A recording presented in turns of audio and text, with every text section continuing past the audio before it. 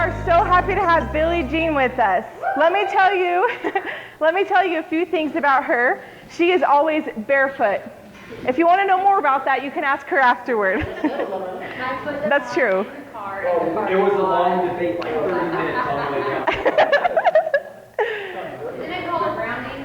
It is. Yeah, it's a thing. She does it with purpose. She loves to paddleboard. She just had surgery in the last few days, and she is a survivor standing with us and loving it. And she has 5 children. And then help me welcome Billie Jean. Hi.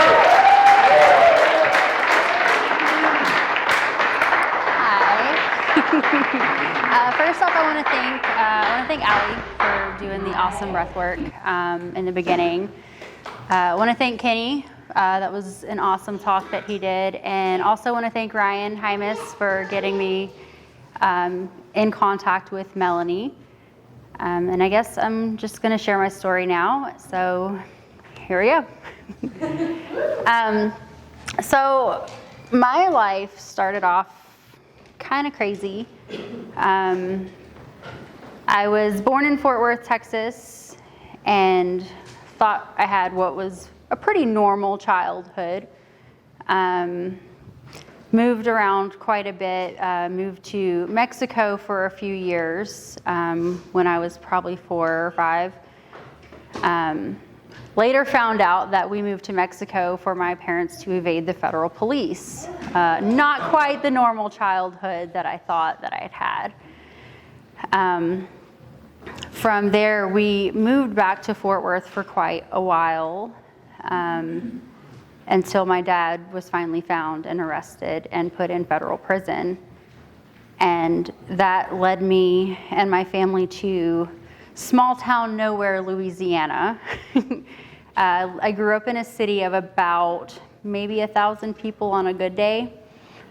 We always joke that the cows outnumber the people. But there's obviously nothing to do in a city like that. And so growing up, I was a gifted student, straight A student, until I turned 13. And that's when I first started drinking with my friends. It was very normal in Southern culture for people to drink, especially young kids. Like, it's crazy. We'd have parties and parents would actually buy the alcohol for us. Like, it was, as long as it was supervised, it was okay. And from there, it became a problem. I actually started smoking weed with my friends shortly after that because getting drunk just wasn't enough at that point. From there, I started dating older guys who thought that at 14 and 15, I was so mature for my age, right? Because that's what it is, right? No, it's you're the loser that hangs out at the high school because women don't want you.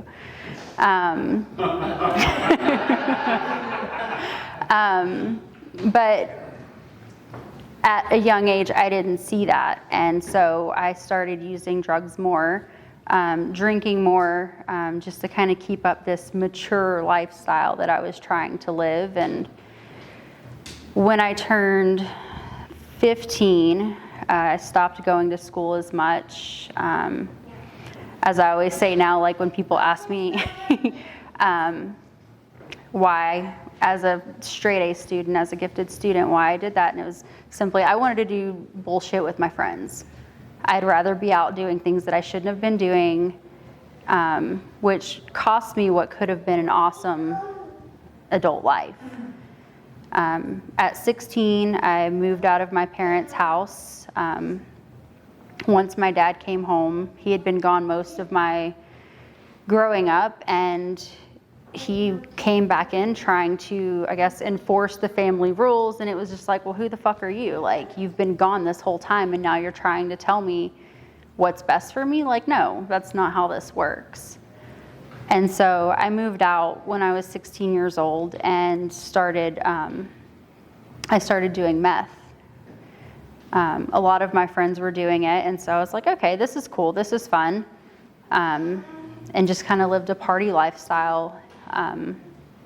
Did that for several years, just kind of couch hopped through my friends. Somehow never got in a lot of legal trouble. I always managed to get out of it. But then I met some other friends who were making a lot of money and were doing all these things and were living this really like glamorous life. And I was like, how do I do that? And they were dancing. And so I was like, okay, I could do this. So started doing that, was driving 4 hours down, spending weekends in New Orleans, and just living this life that I thought was amazing. Was getting high, I was drinking, I'd wake up the next morning at I say morning, it was 2 in the afternoon, get drunk to nurse the hangover, do some more dope, and then, okay, I'm ready to go to work, let's do this. I did that for a couple years, and then I moved, I ended up moving in with some friends, basically at this trap house. It was disgusting looking back, but it was so cool at the time. But then I noticed that I wasn't happy. And so I started kind of going back to my friends in my small town and hanging out with them, and started dating this guy that was kind of like my high school sweetheart. And he actually invited me to go to a homecoming dance with him, and I was like, okay, this is cool. And I ended up blowing it off. And I got a call the next day after that homecoming dance that he was actually in a car accident that night, and he was paralyzed from the waist down. And I felt a lot of guilt over that, and so I actually didn't talk to him for a little bit. But once I did start talking to him again, he was using fentanyl patches for his pain, and he started using Xanax on top of that. And he just wasn't doing good, but I was like, you know what, it's cool, we're friends, we can hang out. And I was still kind of doing my thing, and we were supposed to have this date one night where he cooked me dinner and went over there, and it was great. And a couple of days later, my friend had just gotten a bunch of dope, and we were supposed to hang out, and I ended up not calling him again and just kind of blew it off. And so when I did that, I just stopped taking phone calls and everything. And I was like, okay, I'll just go see him when I go back to visit my parents. And so I went to go visit my parents, and on my way out, I had gotten a phone call that he had overdosed and died. And that was one of the things that kind of changed my life, momentarily changed my life. I didn't really do well with it, but I was like, you know what, I'm going to stop using as much. I'm going to stop doing a lot of the things that I'm doing and try to do better. And obviously that didn't work, because you can't just be like, okay, I'm just going to stop doing this. That's not how that works. And so I fell back into the same things, the same crowds, started hanging out with this other guy that I had known. He was a notorious dealer kind of guy, doing the whole running drugs and guns kind of thing. And it was just, my life was a shit show at that point. It was just in shambles. I was lost, and I actually saw some pictures. I dug up some pictures recently for this recovery challenge. And when I look at it, what I see is just this lost little girl who was trying to live in this super grown-up world. And that just wasn't where I was supposed to be. And so I kept going, and then I started noticing that I was getting really sick quite a bit. And a lot of my friends would joke and be like, oh, maybe you're pregnant. No, I'm not. No. And sure enough, I found out that I was 6 months pregnant, had no idea, and I'd been using the whole time. And so at this point, I felt like I had nothing and I had nowhere to go, because my whole adolescent life had just been running around and doing bullshit with my friends. I didn't know how to be a parent. I didn't know how to navigate this at all. So I did what most scared little girls do when they find themselves in a bad situation. I called my mom. And my mom was like, okay, you're coming home. Like, whether you like it or not, like, this is where you need to be. You're coming home. And so I went home. And when I got there, they were like, all right, we're taking your phone. Like, you have no contact with the outside world. Like, you have no way to get out of here. Like, you're here. And it honestly was the best thing that could have happened to me. At the time, I was like, this is prison. I hate it. Like, but it was the best thing that could have happened to me. And so in 2007, I gave birth to a little boy. He's now 13, which, holy crap. Like, what? But I got my life together for the most part. I met a guy, and we ended up getting married shortly thereafter because he was the first normal person that I had ever fucking dated. He was not in recovery. He had never used drugs. Like, he was as straight-laced as they come. Except that wasn't the case. So he and I were married for a few years. We had another son. He's 11. And he started becoming abusive. And he was very unfaithful. And he was like, you know what we should do? We should move to Salt Lake City. We should move. We should move and start over and just have a clean slate. Cool, I'm down, let's go. So we moved to Salt Lake in 2012, and December of 2012. And in May of 2013, I was calling the police after having been held hostage in my apartment. I was beaten, I was bloody, bruised. He had shaved my head. He had taken everything that I had. He had drained my bank account like I had nothing. I had no family here. I didn't know anyone. And so when I called the police, basically their advice was, why don't you guys just spend the night apart and see how it works tomorrow? So we did that, and the next day I took our son, because my now 13-year-old, he was still in Louisiana with my parents. And when he left to go to lunch, is what he said. And so I took my son and jumped on tracks and was trying to find a shelter. And during that time, I got a call from the police, and they said that they needed to do a welfare check on my son because he was in danger. And so I jumped off the tracks and met them at a track station down in downtown Salt Lake. And when they got there, they served me with a protective order against me because he said that I had beaten him. And so when they did that, I don't know if you guys are familiar with any of that, but it basically took away my right to go home. It took away my car, and it took away my kid. And so I didn't have anything, and I ended up on the streets of Salt Lake, like I said, with no one to turn to. I had no one. And so I managed to survive going to like the road home at night for the overflow shelter and just kind of roaming around downtown, just kind of trying to figure out life and trying to figure out like how the fuck I got here.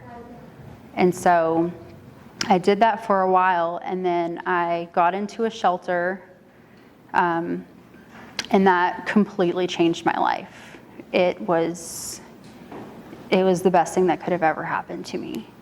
I got there, and the first couple of days I was there, I was so scared. I didn't even eat because I didn't know how the kitchen worked. Like, I was like, I don't want to ask anyone. Like, I don't know what's happening. So I just didn't eat for a couple days. And then I met this cool girl who was like, this is how the kitchen works. Like, you need to eat something. And so I did that though. And then I worked my ass off. Like, I did everything I was supposed to do. I went to court to fight the protective order. I had no one that would represent me because when you're the respondent on a protective order, like, nobody wants to fucking touch you. Like, no one's coming near you. So I had to fight it on my own, and I actually fucking won. And they gave me my son back that day. I moved him into the shelter, And within 4 months of being there, they had gotten me on what's called rapid rehousing. And I was able to get my own apartment, which was huge, because up until this time, I had never had my own place. I was either crashing with friends, with my family, or with some guy that I'm dating. Like, I had never fucking had my own place. Like, I remember the day I got the keys, I went and sat in this empty apartment and just cried. It was like, this is mine. Like, no one can make me leave. No one can tell me anything. And it was life-changing. And so from there, I didn't have a car, but I managed to get a job.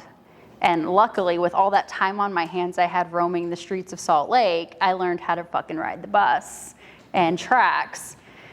And so I managed to do that. I was getting up at like 5 o'clock every morning to bring my son to daycare, to hop on the bus to go to work by 8 o'clock, and then picking him up and then going back home every single day.